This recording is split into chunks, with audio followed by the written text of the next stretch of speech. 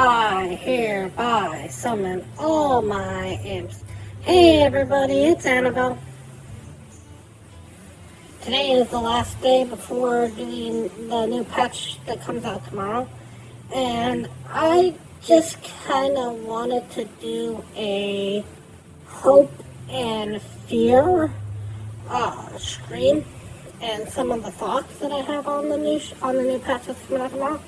I wanted to release this before the patch came out, so you could all say that I was horribly wrong. So, I think that they're gonna announce Death Knights in tomorrow's patch, but I don't think they're coming in the next set. I think they're gonna announce they're gonna come out sometime this year and kind of do like more of a push towards them. What I would like to see if they bring Death Knights come out is I would like to see a Scourge event happen. And what I mean by a Scourge event happen is that like every once in a while on like ranked, you fight against a Scourge invasion, and it's just a ridiculous deck that you're not supposed to win against, but you just have fun playing against it. Maybe you can even find like a deck that beats it, and it shows up every once in a while as your actual opponent that you fight against with the special board and the special hero that you fight against. That would be kind of neat. Or Battlegrounds for a week that was a Scourge event where everything is infected or something like that. Or a Tavern Brawl where you have like a Scourge event where one of you is playing the Scourge and the other is playing the Alliance. That'd be such a fun way to have like Death Knights come up. To give it a full like 3-4 months that we are sitting there going, yeah, Death Knights are coming out. We know that they're coming out. We're going to do stuff for them, you know. We're going to really bring them in, because if November 28th is when the new patch is coming out for the new set, which is roughly about when it would make sense for it to come out, that's not a lot of time to get Death Knights in, plus the fact that like we're about to hit rotation split anyways. You know, bringing something out right before rotation split is kind of weird. And that's what I'm hoping for the main patch, basically, is all that's going. What I'm looking for in Mercenaries is that we get some sort of fair trade for our coins, and that I know that they're talking about they're going to put a cooldown on the trade-in, and I really hope that they don't do that. I know that they said that they will, and I know this is falling on deaf ears. But if you have the coins, just allow me to trade them in. There's so many people out there who have like a ridiculous stockpile of coins. I mean, just for example, at this particular point, on my one account, from the House Mana Stone, let's see here.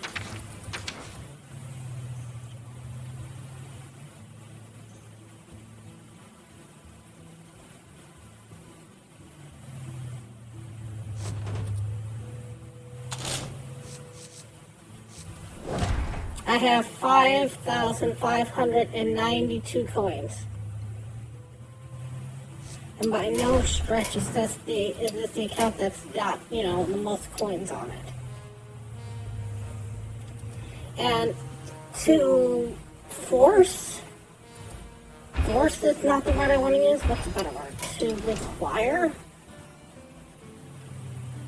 me to wait an hour or 2 hours or 4 hours or a day to trade in coins or some ridiculously thing like that, or to make it so that I can trade them in at, you know, every day I can trade in 100, but if I spend gold, then I can trade in more. You know, that punishes somebody who has actually been playing this from the beginning.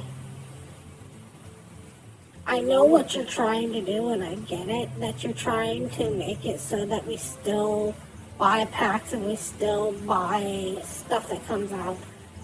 But that ship sort of has sailed at this point.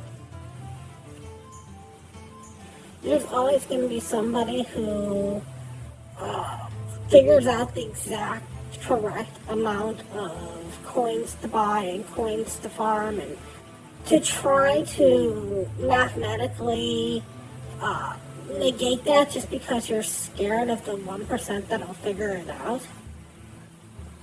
It's just kind of strange. Also, if this comes out and isn't the fix, I know this is part 1 of 2, but if this doesn't even help and makes the game worse, I think that, you're going to lose the other 4 people who are playing Mercenaries at this point. I'm not trying to brag, but I'm probably like one of the top 10 mercenary content producers out there, and that's not because I'm good at what I do. It's because the competition is low. I'm one of the only people who might be fighting for this mode at this point. And I also hope that you just get rid of the mysterious spot going forward. With Mysterious Stranger being up at all times, there's no need for Mysterious Stranger to be on the board anymore. Nobody likes Potato. Sabotage does nothing for the board. It doesn't hurt you, it doesn't help you. It's the dumbest. I've never hit Sabotage and went, oh man, I just lost this game. I've never hit Sabotage and went, oh yeah, I won this game. And Blue Portal it just gets you to the end. So, just get rid of it. Just let it be boons. And honestly, you can almost get rid of Spirit Healer at this point. And you can almost get rid of Boon. And just let the board be just pure battles. And if you want to start with a boon, you could click that before you got into the board. And you could actually let Spirit Healers happen at the end of each round, so that death rattle effects that happen on main characters can actually be used in PvE. Because if you got a death rattle on a character, it is unusable in PvE. Because why are you going to limit your team by using that death rattle? Or you have to use it right before you go into a Spirit Healer. So you can't really have a death rattle game. And maybe you could have it so that, you could have a mode where it's every turn, and you could have a mode where it's every 5 turns or whatever, so you're not using it all the time. Or you can turn it off or something else like that. Because those spots, they're nice to get at times, but they also make it so hard to run maps at times when you don't want those spots. When you're trying to avoid the boon, when you're trying to avoid the mystery spot. And I'd rather see, if you're going to move forward with tasks, you change task 7 back to just get the equipment. Doing the heroic for each individual character is more annoying than interesting. I know I'm probably talking to deaf ears again, and nobody's listening to this. And the other one that I would like to see is if you go past... Well, first of all, I'd hate to see if you got rid of packs. The 3 packs per mercenary is a nice little bonus to get off of every mercenary. And if you got rid of that, that'd be kind of annoying. But if you're going to go past task 18, if you're going to include tasks like 19 and 20, I'd like to see some tasks that are more interesting, that are more do X or Y or Z, not just that they're all just kill 100 minions. And there's a part of me that likes that idea, and there's a part of me that wants it to just be do task, power 1 15 times instead, because doing power 1 15 times is easy to do and just repetitive, but if that's all that you're doing, it's like, what's the point of tasks? I like the fact that, it'll help you grind it out for the easy pack of it, but the fact that you just never get anything interesting, that you never are doing stuff interesting, you could do some more stuff like how, Tyrion was, where you had to complete this bounty or that bounty, or that'd be kind of interesting to do. Oh, thanks! Happy Halloween to you too. But at this particular point, I would like to see 2 different pages. Page 1 would just be where you have your heroic, your daily quest, your adventure quest, which is what I'm going to call it. If you have a timed event, which would be interesting to see. One spot that's always dedicated for time event. And the 3 other spots for trade offers. And then the other 6 spots just for tests. Or if you want to split the difference, make it 5 and 5. 5 and 4. 5 and 4, sorry. 1 more for tasks and 1 more for trade offers. 4 trade offers every day. 5 tasks that you can open up at any single time, so you can run a team of 5 altogether if you wanted to. 1 for your story quest, 1 for your daily quest, and 1 for what I'm going to call an event quest. That would be the greatest way to do it, because then you don't have to worry about losing a daily for an event. You can run like weeklies, you can run smaller events like all of a sudden in Alterac Valley you have Chilling Wind for like 3 days. And what Chilling Wind does is make it so that all your minions act 1 turn slower or whatever. But their minions are fine because they're used to being in Alterac Valley.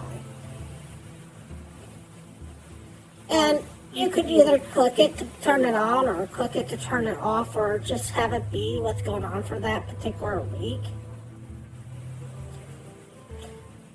I mean, maybe you would have to one Alterac Valley for that to happen. I think having it be an option would be fine. Maybe you could click it on or accept it.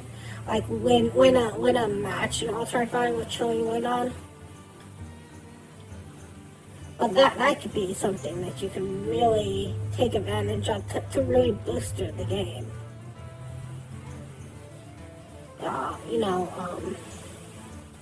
You could do something with Blackrock Mountain where fire damage is halved or something like that. You could do something in Fellwood where all Horde are take double damage or something like that. Just have fun with it.